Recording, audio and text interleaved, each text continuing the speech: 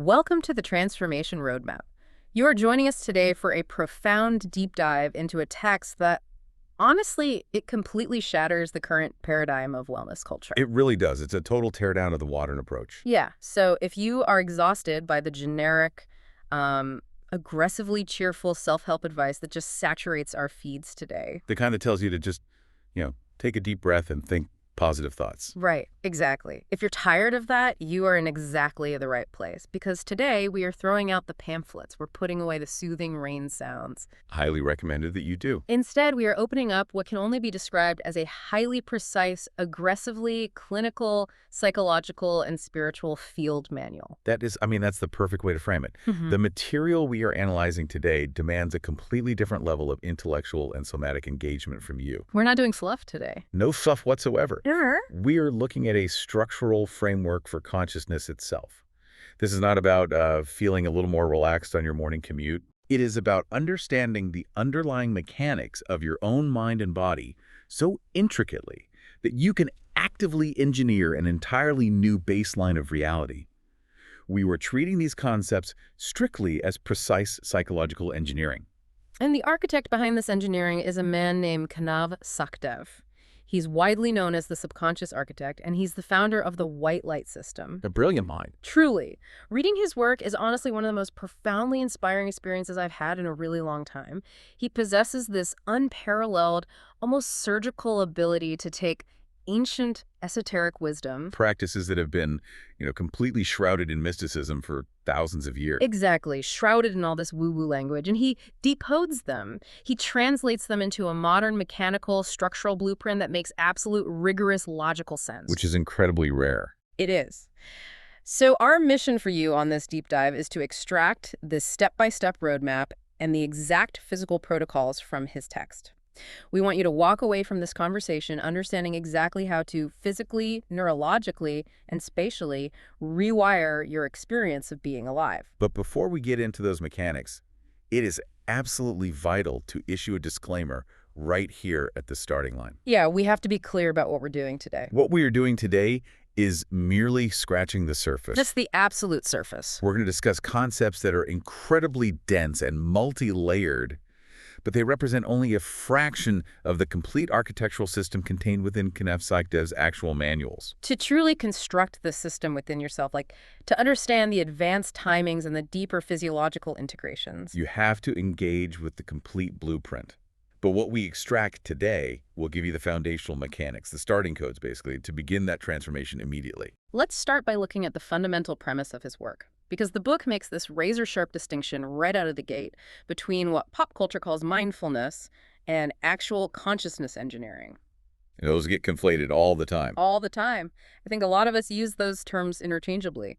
We download an app, we listen to a guided meditation for 10 minutes, and we think we're doing the work. Right, you check the box for the day. Exactly. But the text argues that this modern approach to mindfulness operates within a severely limited perceptual framework. It basically traps us in the waking state. It does. And understanding why that is insufficient is the first major paradigm shift of this manual. Break that down for us. Why is the app not enough? Well, modern mindfulness, largely as it's been co-opted by Western psychology and corporate wellness programs, is essentially marketed as a stress reduction tool. Right. To make you a better worker bee. Precisely. It treats your consciousness as if it is merely a byproduct of your neurology, a sort of exhaust fume created by the engine of your brain. So the brain is the engine, and consciousness is just the smoke coming out the back. That's the Western materialist view, yes. And the goal of that modern mindfulness approach is just to quiet the engine down a bit so you can get back to being a productive employee or a less irritable parent. You are just observing your thoughts to gain a momentary hit of calm. Right. It's like putting a fresh coat of paint over a massive crack in the foundation of your house. You aren't changing the structure, you're just making the damage a little easier to look at. That is an excellent analogy. The Vedic technology we are analyzing today flips that Western assumption entirely on its head. Because the exhaust fume theory is wrong. Completely wrong, according to this framework.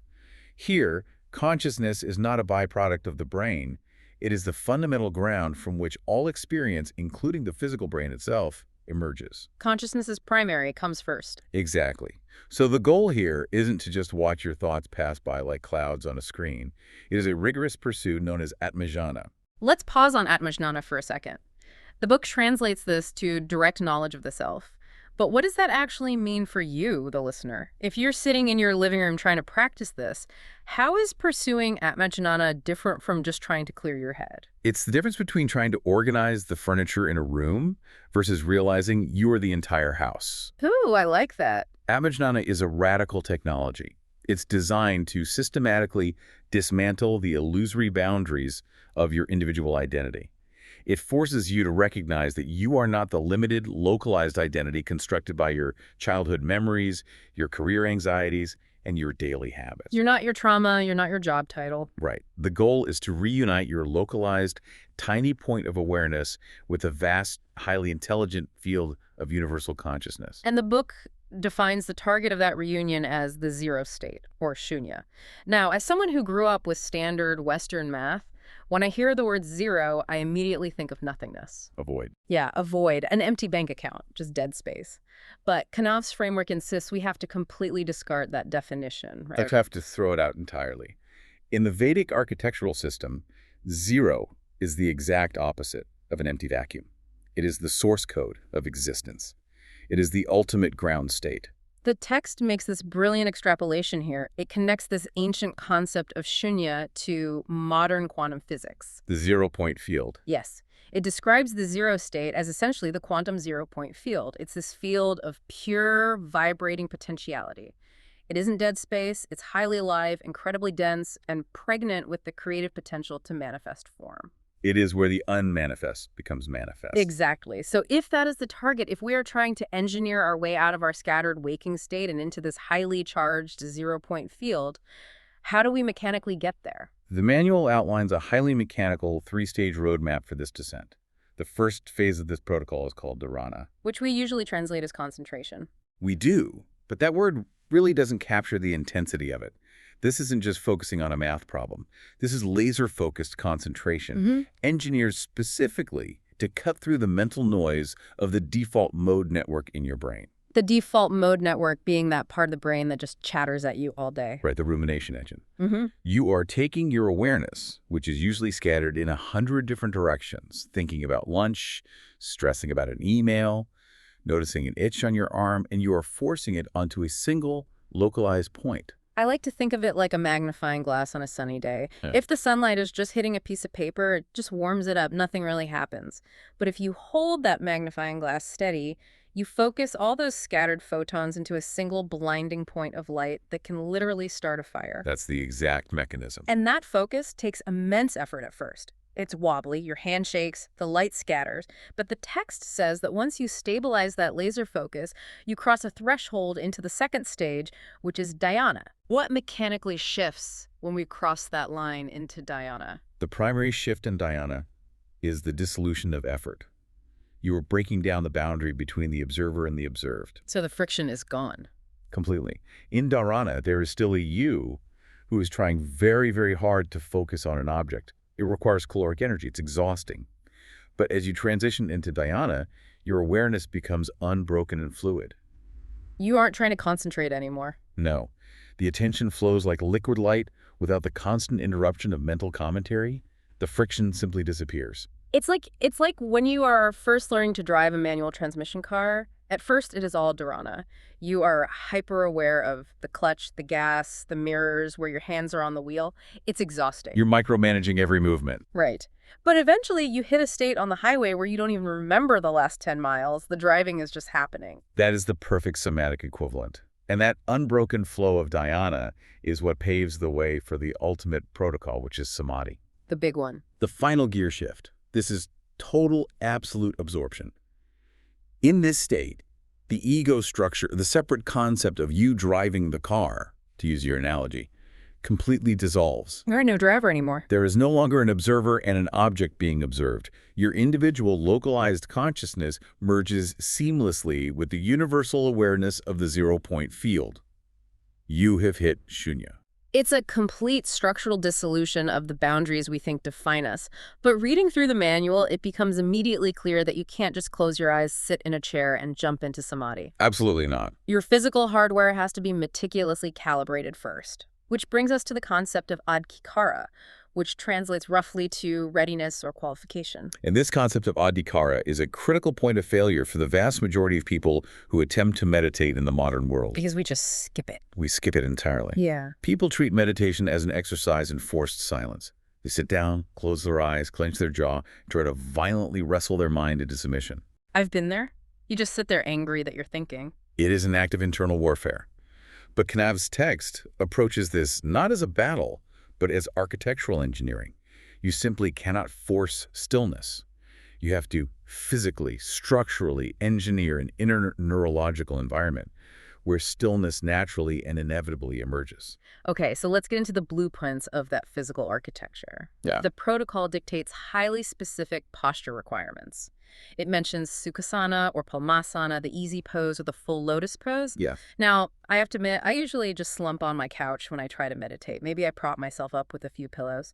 Why is Kanv so unbelievably strict about the physical posture here? Is it just about looking the part of a traditional yogi? Not at all. It has absolutely nothing to do with aesthetics. Wow. It is pure biomechanics and subtle anatomy. So what's happening mechanically? When you sit in those specific postures, you are instructed to elevate the hips slightly above the knees. What this does mechanically is create a perfectly stable, locked-in triangular base with your lower body. Like a tripod. Exactly like a tripod. Once that base is established, the manual dictates that the spine must rise like an unobstructed column of light. Why the spine specifically? Why the obsession with a straight back? Because the spine houses the central nervous system and the primary flow of cerebrospinal fluid. If you are slumping on your couch, you are physically compressing your diaphragm, you are shallowing your breath, and you're creating gravitational strain on your muscles just to keep you upright. So my brain is constantly dealing with that structural instability. Your brain is constantly receiving microsignals of physical stress. It's fighting gravity. By engineering this perfect vertical alignment, you are creating a physical geometry that allows the central nervous system to function optimally without any gravitational strain. You are basically telling the body the physical structure is secure. You do not need to expend energy keeping us balanced. Exactly. You take the physical body completely offline by perfectly balancing it. So the hardware is locked in place. And once that structural base is secure, the manual deploys what it calls the primary biological interface, the breath, or Shavasana Kriya. This is crucial. And here's where I realize this text is operating on a completely different level. We usually think of breathing as just a biological reflex, right? It just happens in the background to keep oxygen flowing to the brain. We ignore it completely. But this manual treats the respiratory system as a literal control panel that you can use to hack your autonomic nervous system. It is the only system in the human body that is both entirely automatic and entirely under our voluntary control. That makes it a living bridge. A bridge between the conscious and unconscious mind? Precisely. The first mechanical protocol for hacking this system outlined in the text is samavriti, or equal breathing. The protocol is clinical and specific. You initiate a precise 4-count inhale through the nose, followed seamlessly by a 4-count exhale. Honestly, it sounds almost too simple. How does a simple 4-count rhythm actually change my physiology? Because it acts as a precise, mechanical, internal metronome. Explain that. When we are stressed, and I mean even just baseline modern world stressed about traffic or emails, our breathing is erratic. It's shallow, it's asymmetrical, and it's chest-focused. We hold our breath without realizing it. Exactly. And this erratic breathing sends a continuous loop of data to the brain, confirming that we are in danger. It keeps the sympathetic nervous system, the fight-or-flight drive, partially engaged at all times. So the brain thinks there's a predator, even if it's just an email. Right. But when you force your respiratory system into this exact symmetrical 4-count rhythm, you are interrupting that data loop. You are sending a direct mechanical signal up the vagus nerve to the brain to physically disarm its threat detection protocols. You are forcing the parasympathetic nervous system, the rest and digest state, to come online. You are literally bypassing the conscious mind and telling your amygdala, the environment is secure, stand down. That is profound. And once that 4-count metronome is established, the manual layers on a second protocol, the tension release sweep. The body scan. Right. Now, we've all done body scans in yoga classes, where someone tells you in a soft voice to relax your toes. But the text describes this as an active, almost aggressive dialogue with the body's intelligence.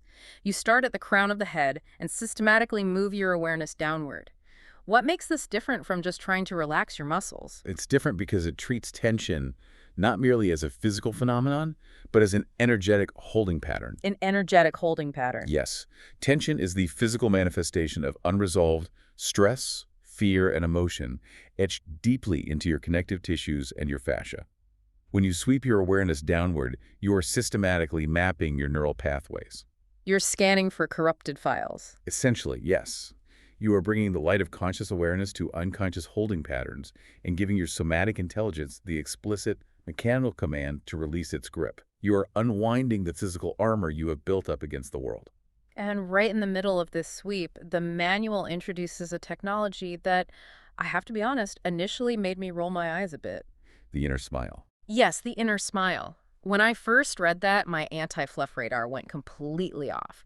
It sounds exactly like something you'd see cross-stitched on a pillow in a gift shop. Just smile from the inside. It does sound like a cliche. But the text treats it as a hard mechanical protocol. How does the architect justify a smile as a piece of psychological engineering? I completely understand the skepticism, but we have to look at the neurology here. The inner smile is not a fake, performative facial expression you plaster on to pretend everything's fine. So you're not just grinning like an idiot. No. The manual frames it as an energetic technology based on the facial feedback hypothesis. When you generate authentic, subtle warmth starting from within, lifting the corners of the mouth even slightly, you are sending highly intricate signals through the cranial nerves.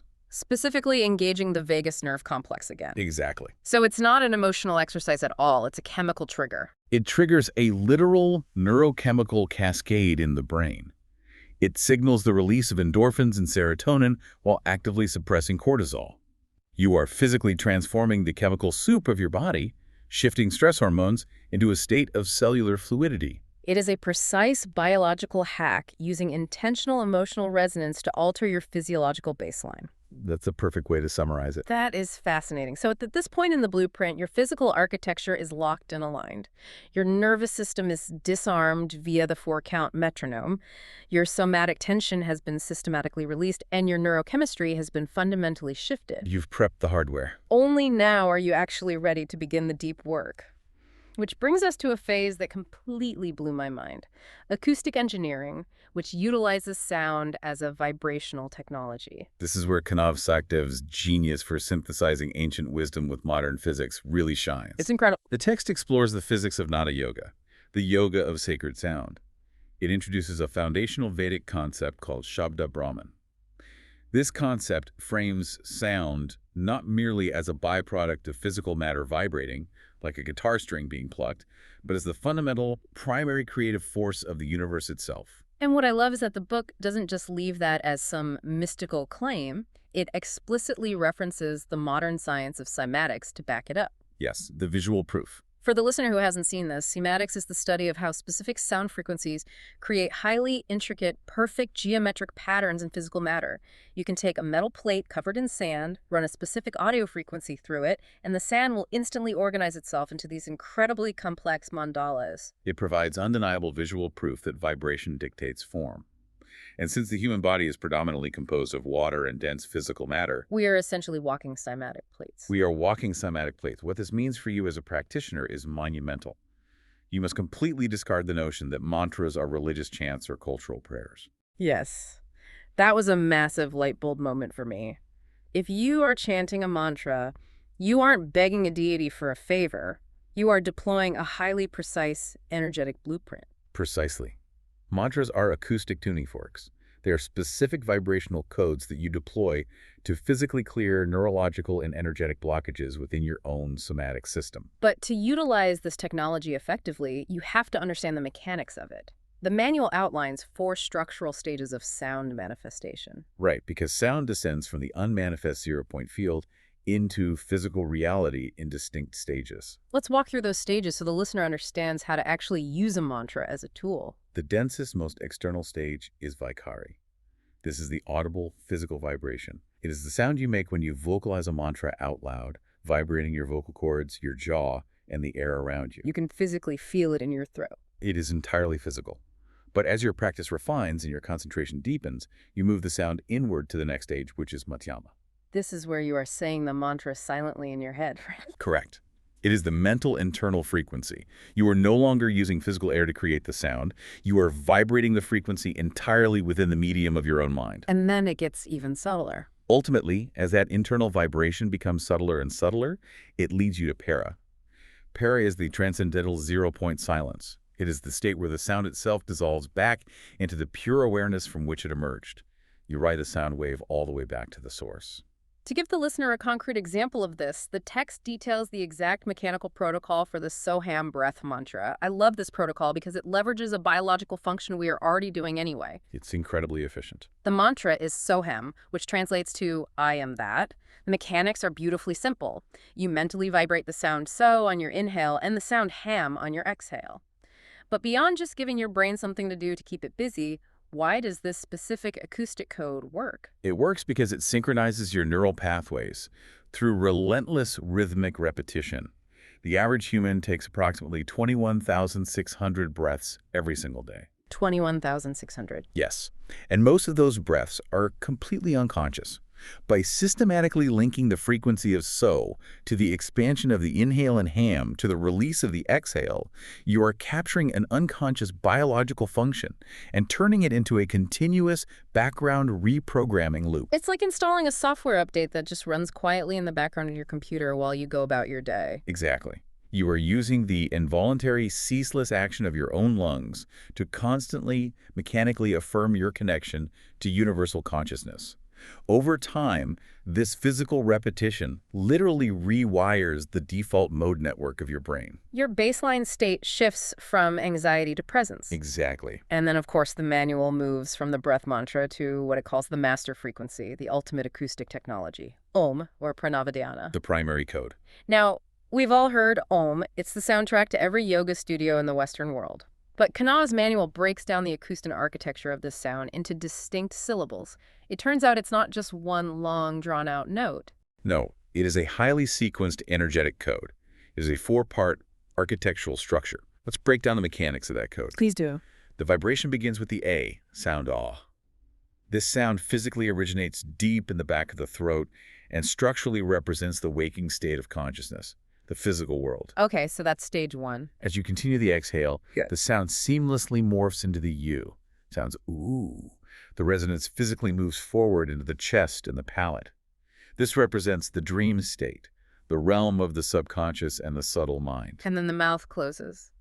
Yes, the vibration terminates at the lips with the M sound, This internal closed-loop vibration represents the deep, dreamless sleep state, the causal body. But the text says there's a fourth part, which is the most important. The most critical piece of this acoustic architecture is what happens next. The fourth part of Om is the profound silence that immediately follows the M. That trailing silence represents Turiya, the transcendent fourth state of consciousness that exists completely beyond all physical and mental phenomena. So every time you chant Om correctly, you are sonically traveling through the waking state, the dream state, the deep sleep state, and dissolving into the absolute 0 point. You are traversing the entirety of consciousness in one breath. And again, to maintain our anti-fluff rule here, this isn't just poetic philosophy. The text explicitly cites brain imaging studies. The fMRI data is fascinating. When they put practitioners in an fMRI machine and have them perform extended Om chanting, the scans show synchronized neural activity across entirely different, disparate regions of the brain. You are using an acoustic code to literally tune your brainwaves into a state of profound neurological coherence. Which perfectly bridges the gap into the next phase of the manual, structural energetics. This is where we examine the chakra control panel. Oh, this section is amazing. And just as we did with mindfulness and mantras, we have to perform a massive paradigm shift here. We must completely discard the Western New Age interpretations of chakras. Yes, please. Let's strip away the imagery of magical, glowing orbs of light floating outside of our bodies. How does this architectural manual define a chakra? Kanv's framework frames the chakras as a highly sophisticated, living map of human bioenergetic potential. They are precise anatomical and energetic intersections. Like physical locations? Yes, vortices, where dense physical matter, specifically the major endocrine glands and nerve plexuses, interfaces directly with subtle consciousness. They are step-down transformers for universal energy. The manual provides a bottom-up mechanical activation protocol for the primary centers, treating each one as a highly specific frequency receiver. And just like tuning a radio, we have to apply specific acoustic keys called bija or seed mantras to tune each receiver. Exactly. Let's walk the listener through the structural mechanics of the first four. We must begin at the foundational level. The root, or Muladhara chakra, located at the very base of the spine, near the perineum. Its resonant frequency corresponds to the color deep crimson. The bija, the acoustic tuning fork for this specific neurological cluster, is the sound lam. Lam. So if a listener sits down and begins vibrating lam at the base of their spine, what is the actual protocol doing? What does it feel like? The protocol is designed to mechanically activate the earth element within the subtle body. Physiologically, you are directly targeting the nervous system's most primitive baseline survival architecture. The root of the fight-or-flight system. Right. When we experience trauma or chronic stress, this center becomes erratic, leading to hypervigilance and a constant low-grade feeling of unsafety. Vibrating the lam frequency systematically overrides those localized fear responses. It creates a massive, dense baseline of physiological stability. You are building the concrete foundation of your psychological house. You cannot proceed without it. Because you can't build a skyscraper on a swamp. You have to lock in that baseline. And once that feeling of absolute survival stability is established, the roadmap moves us up to the sacral center, Svadhisthana, located just below the navel. The frequency shifts here to a vibrant orange. Ugh. And the acoustic key changes to vam. While the root was about the density of earth, this protocol targets the fluidity of the water element. The sacral center governs our emotional processing, our pleasure, and our creative drives. So what happens when this area is blocked? When this area is blocked, we experience emotional rigidity, guilt, and an inability to adapt to change. You use the vam frequency to physically and energetically break up that emotional sclerosis. You are engineering emotional fluidity. Yes, allowing the stagnant waters of your subconscious to flow, which is a prerequisite for any deep psychological reprogramming. Moving upward, the architecture gets incredibly powerful. We reach the solar plexus, Manipura, located around the stomach area. The manual focuses on a specific practice here called Agni Dhyana, the fire meditation. The frequency is brilliant yellow, and the acoustic key is ram. Ram! I found this section fascinating because it deals directly with power. This is the alchemical crucible of your entire energetic system. The protocol here is to physically ignite the internal metabolic and spiritual fire, known in the Vedic system as Agni. Think about what fire actually does. It consumes dense material and transforms it into heat and light. By concentrating on this center and deploying the ram frequency, you use this biological furnace to transmute base, dense emotional states, things like paralyzing fear, lethargy, and deeply ingrained self-doubt into high-level, actionable, personal agency. You are literally using acoustic vibration to burn away the energetic blockages that keep you small and compliant. You are taking the raw fuel of your anxiety and converting it into localized power. It's an engine of transmutation. And once that power is generated, the blueprint directs us to rise up into the chest cavity to the heart space, known as Daharkasha or Anahata. The frequency shifts to an emerald green, and the acoustic key is yam. Yam. But the protocol here is entirely different from the lower centers. You are no longer dealing with survival, emotion, or personal power. You are accessing the localized manifestation of the zero-point quantum field that exists directly within the physical chest cavity. The manual introduces a specific energetic intention to pair with this activation. The concept of Hridayam Brahma, which roughly translates to the heart is the ultimate reality. And we must be clear, it's not about romantic love. Right. It's not a Valentine's Day concept. It's about recognizing the heart center as the literal gateway to universal consciousness. It is an incredibly precise, logically sound sequence of activations. Think about the engineering we just outlined. You build an unshakable foundation of stability at the root.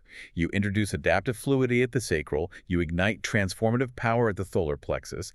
And only then do you have the energetic capacity to safely open the quantum field of the heart. The structure builds on itself, but again, we must remind you, the listener, this is just the scaffolding. Just the beginning. To truly master these multidimensional activations, to understand the precise chronological timings, the accompanying advanced visual geometries, and the activation protocols for the upper energy centers in the head and throat, you must look to Kanv Sachdev's complete manuals.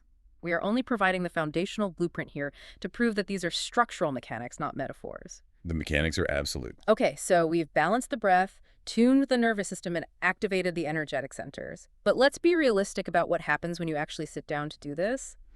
Even if my body feels great, my brain is usually still projecting a chaotic movie theater of visual distractions and random thoughts behind my closed eyes. The visual static. Does the architect's framework offer a way to literally turn off that visual static? It does, and it brings us to a phase of the manual focused on visual and spatial metamorphosis. This is where we actively rewire your perception of reality.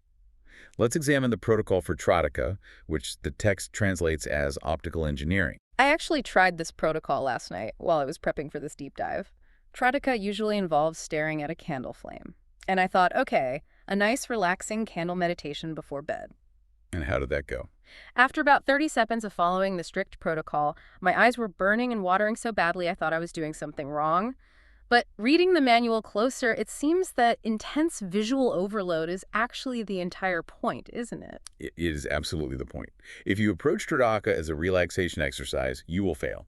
It is an advanced aggressive method to physically train and dominate the prefrontal cortex of the brain. Because the prefrontal cortex is the executive center. It is the seat of your executive function, your focus, and your decision-making. Habitual mental fluctuations, the constant stream of anxiety, memory, and distraction scatter its efficiency. The Tradaka protocol is designed to violently interrupt those fluctuations by overwhelming the visual input system. Let's walk through the mechanics of how you actually execute it.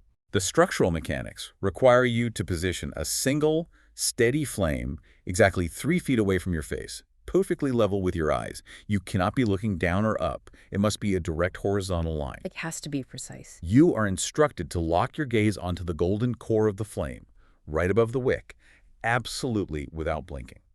And like I said, your eyes will reflexively want to blink. They will water. It's uncomfortable. But you have to use your sheer will to push through that biological reflex.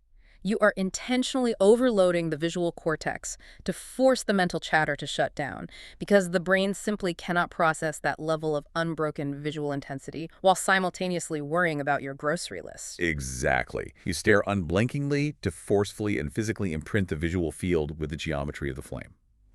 After several minutes, when the physical eyes can take no more, the protocol shifts abruptly from the external lobe to the internal. You shut your eye. You close your eyes. You are now working exclusively with the after image, the literal imprint of the flame that is temporarily burned into your retina. And this is where the real engineering happens. When I closed my eyes, that little glowing dot of the after image didn't just sit still. It drifted to the left, it drifted upward, it changed from yellow to blue to black. It was jumping all over the place. Because your internal geometry is unstable. The goal of this phase of the protocol is to use your concentration to grab hold of that internal image and hold it perfectly, dead center still. You have to pin it down. By fighting the urge to let the image drift, by holding it in place with the sheer force of your mind, you are cultivating a state called ekagrata pure, unbroken, one-pointed attention. You are mechanically teaching your brain's neural networks how to lock onto a single target and hold absolute unwavering focus. Once you have trained the brain to hold that laser focus, you can deploy the next technology. Akasha Dhyana, which the manual describes as spatial dissolution. This is a profound shift. This section was a massive paradigm shift for me. We are conditioned to think of space as just empty distance, the vacuum between my body and the microphone, or the distance between two planets. Just dead air. Right. But the text frames Akasha, the Sanskrit word for space, as a living, highly intelligent field. It is not an empty container. It is the actual substance of reality. The protocol for boundary dissolution here is one of the most profound exercises in the manual. It is a highly specific, 4-stage mechanical process designed to systematically dismantle your ingrained perception of being a separate, isolated entity encapsulated in a bag of skin. Walk us through what that actually feels like to do. Let's do the 4 stages. Stage 1 begins with the immediate tactile environment. You close your eyes and bring your hyper-focused attention to the physical space immediately touching your skin. So you're feeling the air on your arms? You feel the weight of the air, the subtle shifts in temperature, the pressure of your clothes against your body. You become acutely, overwhelmingly aware of the physical interface between the boundary of your body and the environment surrounding it. You establish the perimeter. Then, in stage 2, you deliberately begin to push that perimeter outward. You expand your field of spatial perception. You push your awareness to fill the entire dimensions of the room you are in. You own the space of the room. Then you stretch it further to encompass the entire building. You keep expanding the geometric sphere of your awareness across the city, the continent, and finally, you attempt to hold the entire planet within your spatial cognition. You are stretching your localized mind to its absolute limits. And just when the mind is stretched to the point of breaking, you initiate stage 3, which is where the metamorphosis actually occurs. You deploy a highly specific structural visualization. What are we visualizing here? You bring your awareness back to your physical body, but you strip away its density. You imagine your bones, your organs, and your skin not as solid physical matter, but as a translucent, highly permeable energy membrane. Like a mesh. Exactly. It is no longer a defensive wall separating you from the world. It is a delicate, porous interface between the infinite space contained inside your body and the infinite space outside your body. And finally, stage 4. You dissolve the concept of the separate self entirely. You use your focus to allow that translucent membrane to simply vanish. It just dissolves. Your localized, individualized awareness merges completely and seamlessly into the infinite field of Akasha. You realize on a somatic level that you aren't an object floating in space, you are the space. This profound realization, this total dissolution of the physical boundary, sets the stage perfectly for what might be the most powerful section of the manual: subconscious architecture. The heavy lifting. This is where we explore the mechanics of hacking the sleep state through the technology of Yoga Nidra. We have to be clinically precise here because the term Yoga Nidra has been severely diluted. If you search for it online, you'll find thousands of videos that treat it like a guided nap to help you fall asleep. A relaxation track. Yeah, the text makes it very clear. Yoga Nidra is not a relaxation track. It is a highly specific, borderline dangerous technology designed to intentionally bypass the analytical, conscious firewall of the mind. To understand the mechanics of Yoga Nidra, we have to look at brainwave frequencies. In our normal waking state, we operate in beta waves: fast, active, analytical, and highly critical. That's where we are right now. Yes. When you sit down and close your eyes and begin to relax, you shift into alpha waves. This is the bridge. As you drop deeper into sleep, you enter theta waves, which is the dream state, highly creative and malleable. And finally, in deep, dreamless, restorative sleep, your brain operates in delta waves. The trick of Yoga Nidra, the entire engineering feat of it, is that you are intentionally surfing the borderlands between those states. You are systematically moving your brainwaves down from beta into alpha, dropping into theta, and ultimately touching the deep delta state. But, and this is the crucial part, you are maintaining a razor-thin thread of conscious, waking awareness. Your body is entirely asleep, completely paralyzed, but your center of awareness is wide awake. Exactly. You are sneaking past the bouncer of the conscious mind. It is a systematic descent into the basement of your subconscious to perform massive neurological recalibration. But to achieve that descent without simply losing consciousness and falling asleep like you normally do, you have to use a specific mechanical protocol called the rotation of consciousness. This involves an asymmetrical body scan, but it's not the slow, relaxing sweep we talked about earlier. The protocol dictates a highly specific, rapid pace of 2 to 3 seconds per body part. So it's fast. Very fast. Yeah. You move your awareness instantly. Right thumb, index finger, middle finger, ring finger, pinky, palm, back of the hand, wrist, moving rapidly up the right arm, down the right side of the torso, and then mirroring the exact same highly detailed sequence on the left side. Why that specific rapid speed? Why 2 to 3 seconds? The pacing is the genius of the protocol. Think of your conscious mind as a hyperactive guard dog. If you move your awareness too slowly, the guard dog gets bored, wanders off, and you fall completely into unconscious sleep. Right, you just black out. If you move too fast, the dog gets confused and anxious, pulling you back up into the waking beta state. That precise 2 to 3 second window occupies the analytical mind just enough to keep it busy chasing the sequence, keeping it out of the way while you slip deeper. And while the conscious mind is distracted chasing the sequence, what is actually happening in the physical brain? The rotation sequence is not random. It is systematically mapping specific neural pathways in the motor cortex of the brain. The physical map of your body in the brain, the motor homunculus, is highly disproportionate, with massive areas dedicated to the hands, face, and mouth. Which is why the scan spends so much time on the fingers. Yes. By rapidly sweeping your awareness across these exact cortical points, you are sending explicit electrical signals down the somatic nervous system, commanding the muscles to release deeply stored physical and emotional tension.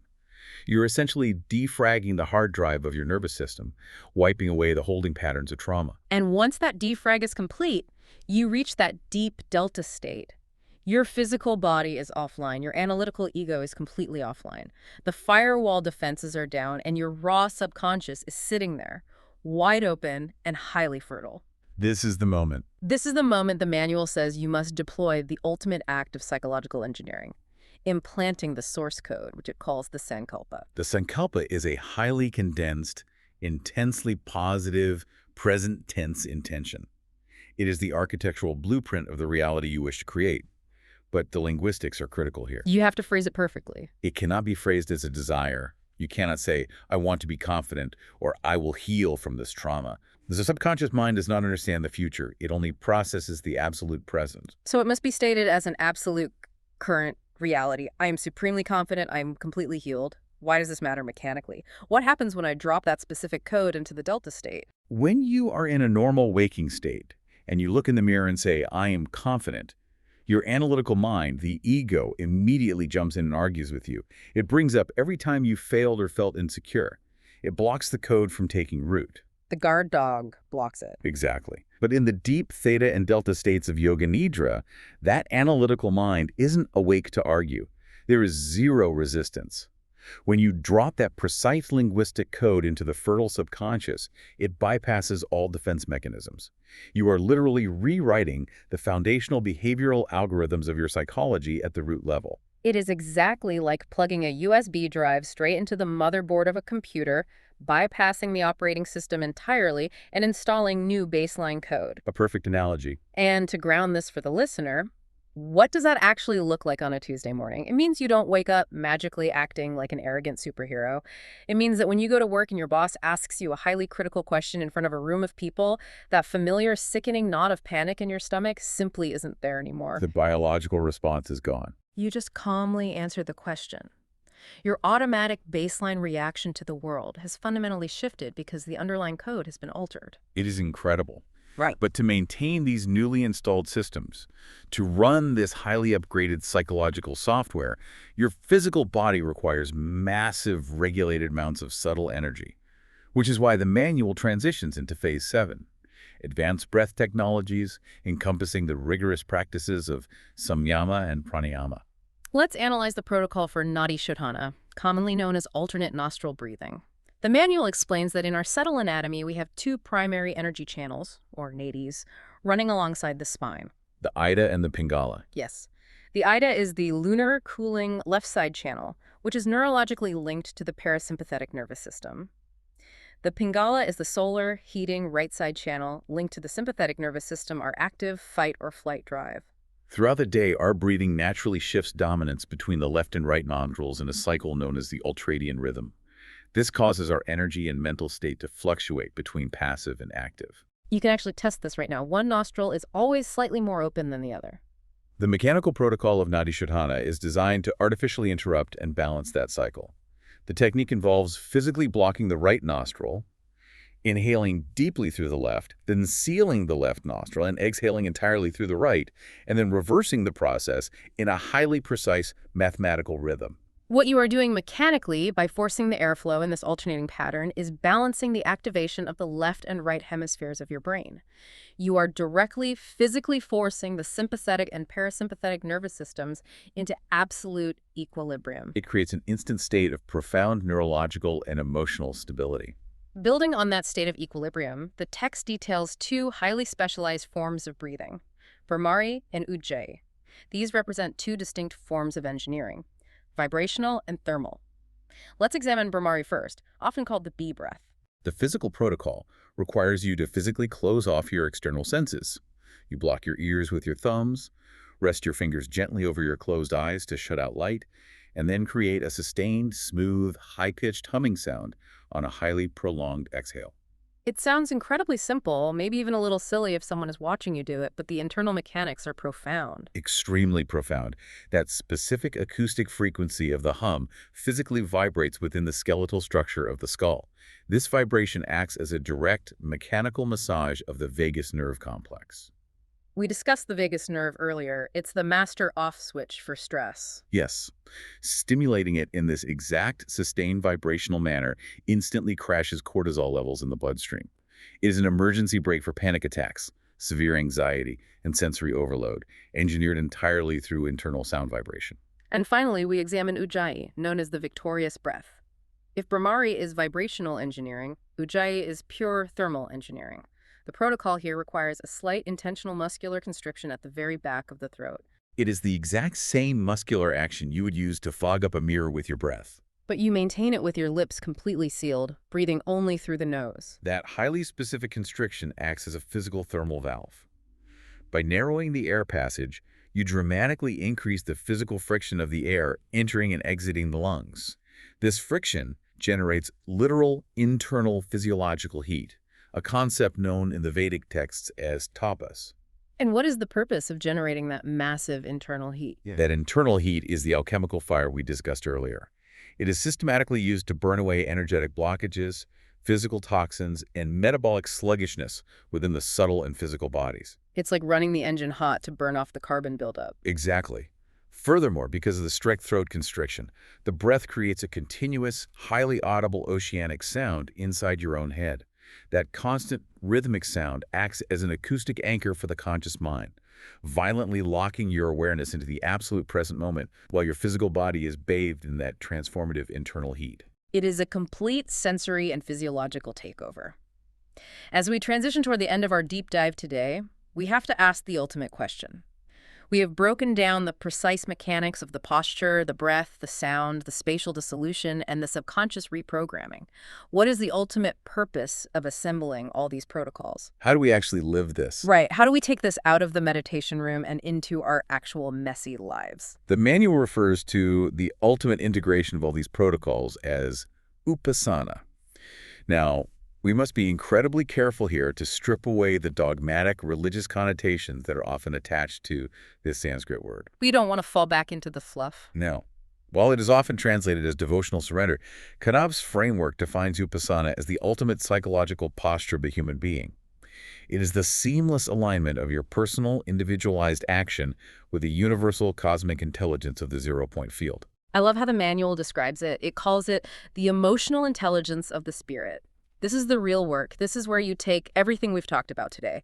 The absolute control over your autonomic nervous system, the unbreakable laser focus, the continuous background hum of zero-point awareness, and you integrate it directly into the mundane, chaotic reality of the modern world. It becomes operational. Yes. You use these mechanical protocols to engineer every single daily action, whether you are furiously typing an email, washing a sink full of dirty dishes, or sitting in a high-stakes, incredibly stressful corporate meeting into a state of high-focus, frictionless flow. It is about transforming the entirety of your waking life into a living, breathing, operational meditation. Which raises an incredibly important question, and it is a provocative, paradigm-shifting thought we want to leave the listener with today. Go ahead. Throughout this entire deep dive, we have systematically explored the mechanics of dismantling the illusion of the separate self. We have shown you the literal blueprints for dissolving the boundary between the observer and the observed. The visual boundaries, the psychological ones. All of them. So you must ask yourself, what happens to your daily perception of reality when you finally somatically realize that you are not a separate, isolated, fragile observer looking out at a random, hostile universe? It flips the script entirely. What fundamentally changes in your life when you realize that you are, in fact, a localized point of the universe itself, actively engineering its own self-awareness? That realization changes absolutely everything. It changes how you react to stress. It changes how you love your family. It changes how you execute your work. You are no longer a victim of your biology. You are the architect of it. You hold the blueprint. But we have to remind you one final time. What we have extracted for you over the course of this conversation is merely the foundational architectural blueprint. We have shown you the lines on the page. We have given you the theory.